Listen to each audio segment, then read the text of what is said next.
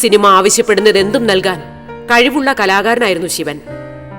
മികച്ച പോസ്റ്റർ ഡിസൈനറുമായിരുന്നു ഇദ്ദേഹം. നിരവധി സിനിമകൾക്കു വേണ്ടി ശ്രദ്ധേയങ്ങളായ ഒട്ടേറെ പോസ്റ്ററുകൾ ഈ കലാകാരൻ ഡിസൈൻ ചെയ്തിട്ടുണ്ട്. സർവീസിൽ ഇരിക്കുന്ന സമയത്ത് തന്നെ ഞങ്ങൾ കേരള സ്റ്റേറ്റ് ട്രാൻസ്പോർട്ടിൻ്റെ പബ്ലിസിറ്റി കോൺട്രാക്റ്റ് എടുത്തിട്ടുണ്ട്, സൈഡ് ബിസിനസ്സായിട്ട്.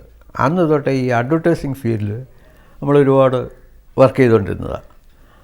ആ സമയത്താണ് ഈ കൊടിയേറ്റത്തിൻ്റെ ഷൂട്ടിംഗ് നടക്കുന്നത്. അപ്പോൾ കൊടിയേറ്റത്തിൻ്റെ പോസ്റ്റേഴ്സ്, ലേഔട്ട്സ് കംപ്ലീറ്റ് ഡിസൈൻ ചെയ്തതെല്ലാം ഞാനാണ്. അതിന് മുമ്പ് മെരിലാൻഡ് സ്റ്റുഡിയോയുടെ ലേഡി ഡോക്ടർ എന്നുള്ള ആ പടം വരെയുള്ള കംപ്ലീറ്റ് പോസ്റ്ററിൻ്റെയും ലേഔട്ട്സിൻ്റെയും ഡിസൈൻ ഞാനായിരുന്നു. കൊടിയേറ്റത്തിൽ ബെസ്റ്റ് ആർട്ട് ഡയറക്ടർ എന്നുള്ള അവാർഡ് എനിക്കാണ് കിട്ടിയത്. അതിനുശേഷമുള്ള പടങ്ങളിലെല്ലാം കോർഷൻ്റെ പടങ്ങളിൽ എല്ലാം തന്നെ മതിലുകൾക്ക് ആർട്ട് ഡയറക്ഷൻ്റെ ഇത് ലാസ്റ്റ് മൊമെൻ്റ് വരെ എനിക്ക് വന്നതാണ്. പക്ഷേ അന്നൊരു പ്രോബ്ലം വന്നത്, ജൂറി ചെയർമാനായിട്ടിരുന്ന MS സത്യുവിൻ്റെ കയറെന്ന പടത്തിൻ്റെ ആർട്ട് ഡയറക്ഷൻ ഞാൻ നടത്തിക്കൊണ്ടിരിക്കുക. അപ്പോൾ അതുകൊണ്ട് അയാൾ ഇൻട്രസ്റ്റ് എടുത്ത് നമുക്ക് ആർട്ട് ഡയറക്ഷൻ തന്നതാണോ എന്നുള്ള ഒരു പ്രോബ്ലം വെച്ചിട്ട് ആണ് അത് തെറ്റിദ്ധരിച്ചു പോയത്. എന്നാൽ പിന്നെ ഈ മതിലെന്ന് പറയുന്നത് ഈ ജൂറിയിൽ തന്നെ ഒരു പ്രോബ്ലം വന്നു.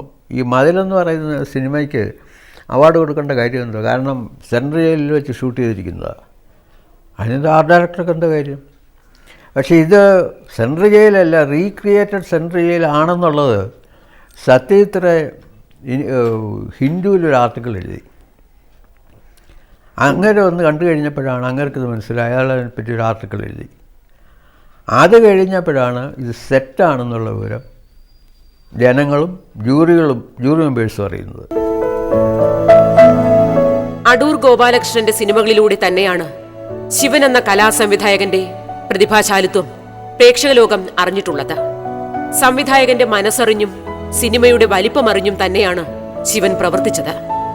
വിട്ടുവീഴ്ചയില്ലാത്ത സംവിധായകനൊപ്പം വിശ്വസ്തയോടെ നിന്ന കലാസംവിധായകൻ അതായിരുന്നു ശിവൻ. ഇപ്പോൾ മതിലുകൾ തന്നെ ഒരുപാട് സ്ട്രെയിൻ എടുക്കേണ്ടി വന്നിട്ടുണ്ട്. കാരണം 30 അടി പൊക്കത്തിൽ 250-300 അടി നീളത്തിലാണ് മതിൽ കിട്ടിയത്. അത് 200-300 പ്രാവശ്യം ഇടിഞ്ഞു വീണു. പിന്നെ അതിൻ്റെയൊക്കെ ഈ ലാസ്റ്റിലെ ട്രീറ്റ്മെൻറ്റ് സമയത്ത് ഈ കരിമ്പായിൽ പിടിച്ച എഫക്റ്റൊക്കെ ചെയ്യണം. അത് ചെയ്തിട്ട് ഞാനിങ്ങനെ മാറിയിരുന്ന് അതൊന്ന് ആസ്വദിക്കാനായിട്ട് മാറിയിരുന്ന് നോക്കി എങ്ങനെ ഉണ്ടെന്നറിയാൻ. വെറ്റില മുറുക്കിക്കൊണ്ട് അവിടെ നോക്കി. ഈ സമയത്താണ് ഈ മതിൽ ഇടിഞ്ഞു വീഴുന്നത്. അങ്ങനെ ഒരു സംഭവം. ആ സമയത്ത് നമ്മൾ അവിടെ നിന്ന് മാറിയില്ലാതെ ഞങ്ങൾ 7 പേരെ അതിൻ്റെ കീഴിലായിപ്പോയി തീരുക. എല്ലാം ബ്രിക്സ് കൊണ്ട് കിട്ടിയിരുന്ന സാധനമാണ്. അതിനൊരുപാട് പെയിനെടുത്തു. പിന്നെ ഈ പഴയ കാലത്തെ ആ ജയിലിലെ പോലീസുകാരുടെ വേഷം, അതിന് ഞങ്ങളൊരു ഭയങ്കര ഒരു ഹണ്ടിങ് നടത്തേണ്ടി വന്നു. പല വീടുകളിൽ ചെന്നിട്ട് ചില ഗ്രൂപ്പ് ഫോട്ടോകളിൽ നിന്ന് ഈ റിട്ടയർമെൻറ്റ് സമയത്തൊക്കെ എടുത്ത ഗ്രൂപ്പുണ്ട്, അതിലെ തൊപ്പി കണ്ടിട്ട് ആ തൊപ്പി പോലെ വേറെ ഉണ്ടാക്കേണ്ടി വന്നുള്ളൂ. അതിഭാവത്വമില്ലാത്ത സിനിമയുടെ ഭാഗമായി നിൽക്കുമ്പോൾ ഓരോ ഫ്രെയിമും കുറ്റമറ്റതാക്കാൻ കലാസംവിധായകൻ ഏറെ പരിശ്രമിക്കേണ്ടതായി വരും. മനോധർമ്മം വേണ്ടുവോളം ഉണ്ടായിരുന്ന ഈ കലാകാരൻ തന്റെ ജോലി ആസ്വദിച്ച് തന്നെയാണ് ചെയ്തിരുന്നത്. ഞാൻ കഴിയുന്നത് നാച്ചുറലായിട്ടുള്ള സംഗതി, നമ്മൾ പ്രത്യേകിച്ച് ചിന്തിക്കാതെ തന്നെ അതാ വരുന്നത്. ഇപ്പം കറുപ്പ് നിറത്തിന് കരിക്കട്ടയല്ലാതെ അതിന് വേറെ ഇനാമൽ പെയിൻറ്റിനോ അല്ലെങ്കിൽ വേറെ പെയിൻറ്റിനോ പോയിട്ട് ആവശ്യമില്ല. കരിക്കട്ട ഉണ്ടല്ലോ, ഈസിലി അവൈലബിളാണ്, വേറെ പ്രോബ്ലം ഇല്ല.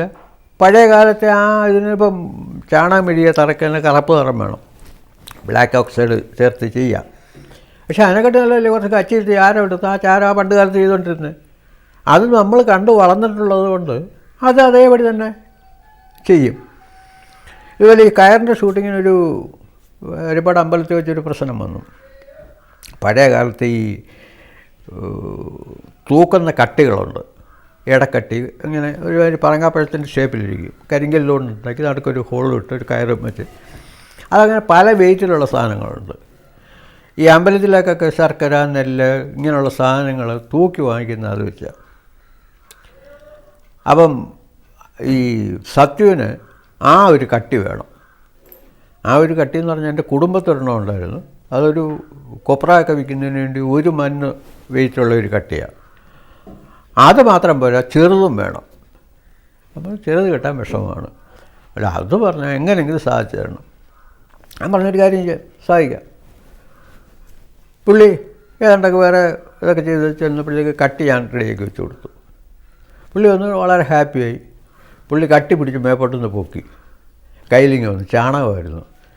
വെളിയിലിടനെ കുറച്ച് ചാണകം ചാരം എല്ലാം കൂടെ കിട്ടി, എല്ലാം കൂടെ കുഴച്ച് ഷേപ്പ് ഉണ്ടാക്കി ഒരു ഓട്ടയിട്ട് അവിടെ കൊണ്ടുവച്ചു. പുള്ളി വിചാരിച്ച് ഇത്ര എളുപ്പം ഈ ചെറിയ കരിങ്കല്ല് സാധനം എവിടുന്ന് ഒപ്പിച്ചുകൊണ്ട് വന്നു. കൈ വെച്ച് മേപ്പോട്ട് പൊക്കാൻ പുള്ളി അരമണിക്കൂർ കുത്തിയിരുന്ന് ചിരിച്ചത് കഴിഞ്ഞ്.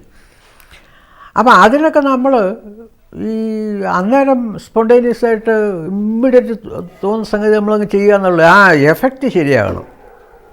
അതുപോലെ മതിലിൻ്റെ ഷൂട്ടിംഗ് സമയത്ത് ഈ ജയിലിൻ്റെ വാതിലടയ്ക്കുമ്പോൾ ഈ ഓടാമ്പലിൻ്റെ ഒരു ഹുക്കുണ്ട് ഇങ്ങനെ, അത് വെച്ചേക്കും. പക്ഷേ അത് ആക്ച്വലി അതിൻ്റെ അവിടെ യൂസില്ല, അല്ലാതാണ് ഇത് ലോക്ക് ചെയ്യുന്നത്. പുള്ളിക്ക് അത് കൂടിയേ തീരത്തുള്ളൂ. അപ്പോൾ ചിത്രാഞ്ജലി സ്റ്റുഡിയോയിൽ നിന്ന് ചാല വരെ പോയിട്ട് ഈ സാധനം വാങ്ങിച്ചുകൊണ്ട് വരണമെങ്കിൽ എങ്ങനെയായാലും 1 മണിക്കൂർ 1.5 മണിക്കൂർ എടുക്കും. അത്രയും നേരത്തേക്ക് യൂണിറ്റും എല്ലാം സ്റ്റക്കാകും. ഞാൻ പറഞ്ഞാൽ അത് വേണ്ട, അങ്ങ് ഒഴിവാക്കുക, അത് പ്രശ്നമില്ലല്ലോ, അതൊക്കത്തില്ല, അത് കൂടിയേ തീരും. ശരിയെന്ന് പറഞ്ഞു. പുള്ളി അരമണിക്കൂർ നേരത്തേക്ക് 1 മണിക്കൂർ നേരത്തേക്ക് ബ്രേക്ക് അനൗൺസ് ചെയ്തു. 5 മിനിറ്റ് കഴിഞ്ഞപ്പോൾ ഞാൻ ചെന്നിട്ട് പറഞ്ഞു റെഡിയാക്കിയിട്ടുണ്ട്. എവിടെ നിന്ന് കിട്ടി? ഞാൻ പറഞ്ഞു അതൊക്കെ ഒപ്പിച്ചു. പുള്ളി ഹാപ്പിയാണ്. ഷോട്ടൊക്കെ കഴിഞ്ഞു. അത് കഴിഞ്ഞ് ഞാൻ പറഞ്ഞു അത് പോയി തൊട്ട് നോക്കാൻ പറഞ്ഞു. തൊട്ട് നോക്കി കഴിഞ്ഞാൽ പുള്ളിക്ക് സംഗതി പോസ്റ്റ് കാർഡുണ്ടല്ലോ, 4ആയിട്ട് മടക്കി കറുപ്പ് പെയിൻറ്റും അടിച്ച് അത് കൊണ്ടങ്ങ് വെച്ചു.